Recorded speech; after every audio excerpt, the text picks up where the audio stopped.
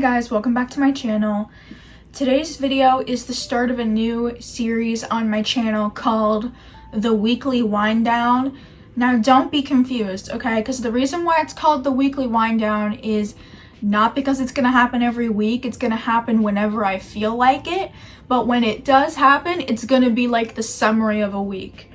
And we're gonna have two categories. I'm gonna start off with art I'm creating, and then we're going to move on to art that I am consuming from other people and stuff that I'm interested in right now. I've actually been seeing videos like this be pretty successful lately, or at least maybe that's just in my weird sphere of YouTube. So firstly, I have a new journal that I decorated. It's this nice red journal. Let me get this out of the way so you guys can see. I always get the same notebooks on Amazon. If you guys are interested in knowing the notebook, I'll put it as a link in the description. But I journal every day, typically twice a day, and I tend to go through the notebooks at a decent pace every few months, I would say. And I really hate when the stickers act like they're gonna like peel off. I try to like rub them to get them to stay down. And then inside too, I have stickers. I try to get a different color I like every time, but eventually I'm gonna have to start repeating the colors because there's only so many that they have that I like. I started doing my diamond painting again, like the diamond bookmarks. I was focusing on my paint by number, and it's a big canvas. I don't have it in here right now, but I was taking so long to finish it because it's hard for me to make time for all of the things that I like and all the things I enjoy doing. The diamond bookmarks I abandoned for a long time. Like, I kind of just bop around, but sometimes I feel like I don't have time to do things I actually do. I'm just not scheduling it in my mind, or I'm not thinking about when to make time to do it.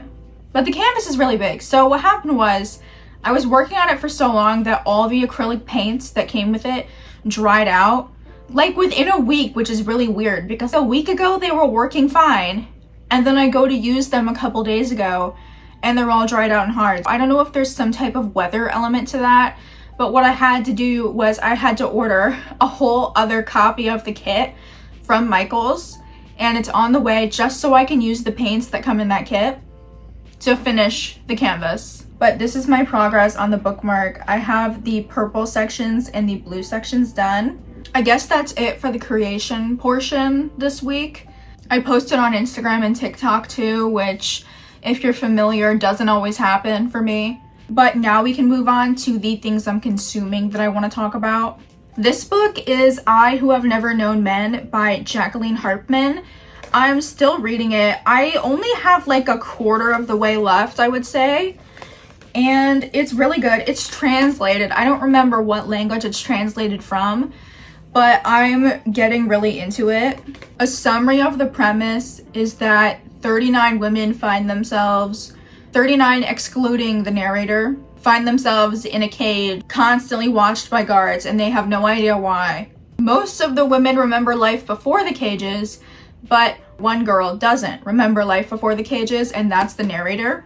So they live out their life in this cage, no clue what's going on. The guards threaten them with physical violence, and they did actually hit them at one point, but they stopped hitting them, and now they just make the sound of the whip. That's an interesting thing to me because I think it says something about cycles of violence probably, but I'll get into that in a minute. Anyway, the guards suddenly go running out of the buildings and leave the girls there by themselves. However, luckily, one of the guards actually put the key in the cage so they're able to escape and start roaming the outside world looking for others and looking for answers. So far, the book has been really bleak. And like I had started to talk about before, the whole thing with the whip cracking, I think it's about cycles of violence and how you learn and you internalize that sensation of punishment, or that sensation of not being supposed to do something, or of fearing a reaction, of fearing a consequence, even when that consequence has been removed, because they're no longer hitting them. Just the threat of hitting them is enough because of the memory of the abuse that they faced. And I don't want to spoil the book, especially not before I've finished it, but I have a feeling that obviously it's one of those bleak books. I really want to find out what happened. Why are they there? What's going on? Where did the guards go? But it's very obvious that we will not find that out, and that's not what the story is about. It's more so about the resilience of these individuals and the way that they make community with each other. And there's a question if they're even on Earth. I really want to know, are they on another planet? What happened? But I know we're not going to get answers, so I'm not going to hold out for it. A big tonal shift from that, I want to talk about the global girl group Cat's Eye. I watched the reality show on Netflix, the Pop Star Academy, and it was really, really messed up. I just feel like the whole way that they ran that show was wrong. And they have this, or at least, what's her name? Like, Mitra? I don't know. The woman who's in charge of it, she's like, it's entertainment. It's entertainment. But nobody liked it and everyone was upset. They didn't like the way that she treated the girls, the decisions they made, how they got them rejected and kicked off the show by using a robotic voice. At one point, this girl, spoilers for Pop Star Academy, this girl Lexi, who everybody thought was going to be in the group, she kicks herself out of the group.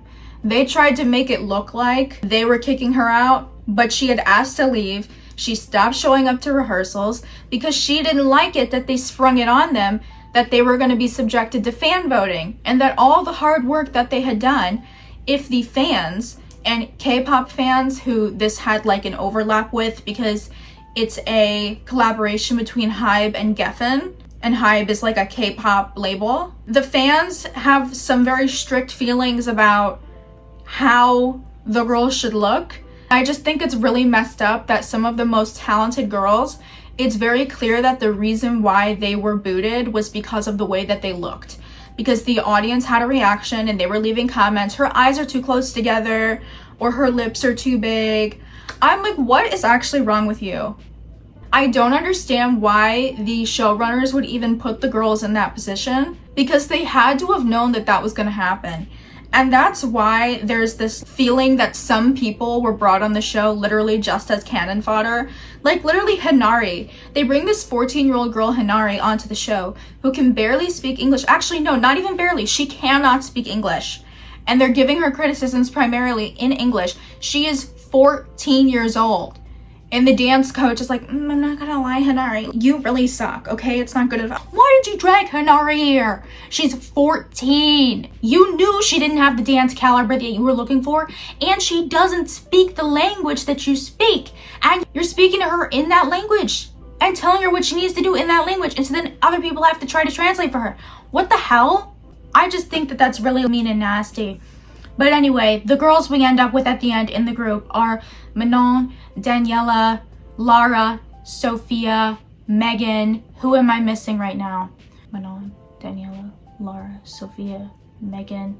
That's only 5. What girl am I missing out right now? Yoonchae. A blessing to remember Yoonchae. I've come to understand that when it comes to these girl group type things, you have like a bias, which means which member that you like the most.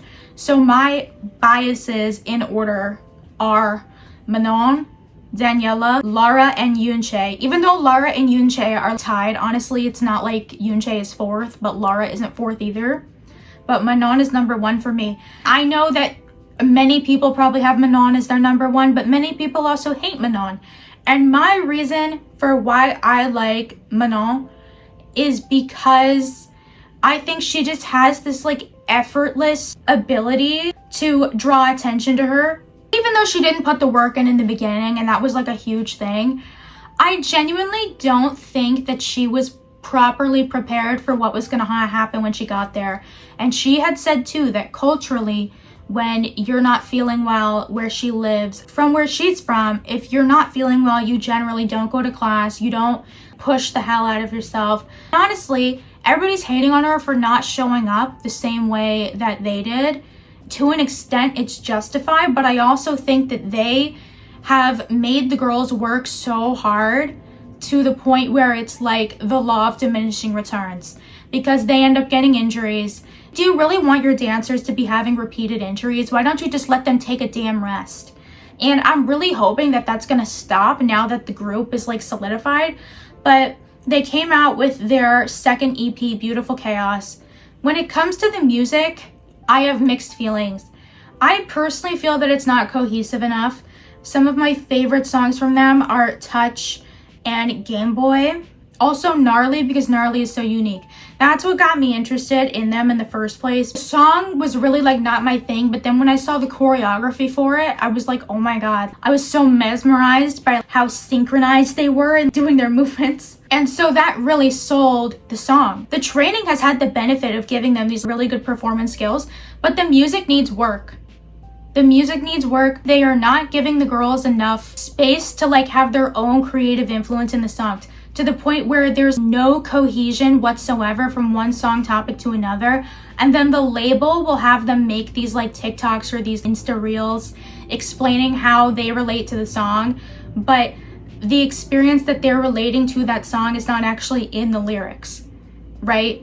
So that song, Gabriella, for example, it's clearly like a Jolene-esque song where it's saying, hey, Gabriella, stay away from my man. Not everybody can be as good as you, queen. But the music video is about competing for a top spot in a corporation to replace the boss, Gabriella. And the music video was cool. And I don't think that that's bad, because music videos do that. They usually do take the song out of context. But it's really funny to see them trying to explain it where they just say something totally different. I don't even remember what they said, but it was nothing about a girl trying to take your man. Me in the middle, overprotective of my lover. You made me wonder, like, if you made all of these fantasies come true, what to do? You can have anyone else you wanna do. And it's kind of a play on our solo stands and people that like to pit us against each other and say that we hate each other or we're fighting all the time. And it's just like we're kind of poking fun at that because it couldn't be further from the truth. And it's kind of us just like making our statement that we're all Gabriella, we're all the star, we're all besties. And